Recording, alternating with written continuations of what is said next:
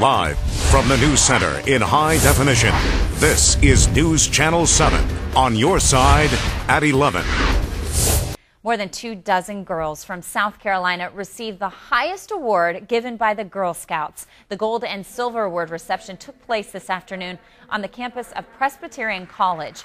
Each Girl Scout who received the award has worked more than 100 hours on a service project of their choosing. Two recipients talked with us about what Girl Scouts means to them. I think that just the ability to meet new girls and have so many opportunities like traveling abroad and sailing and doing community service, that type of thing. Girl Scout is a sisterhood, and it gives you sisters for a lifetime. And you just learn, and you learn how to be a leader. You make new friends. It inspires you, and it teaches you and builds you as a person. So amazing, because listen to this, only 6% of Girl Scouts earn the Gold Award each year in the United States. The projects completed included starting a dance camp, helping domestic violence shelters, working with parents of special needs children, and bringing comfort and joy to residents in an assisted living facility.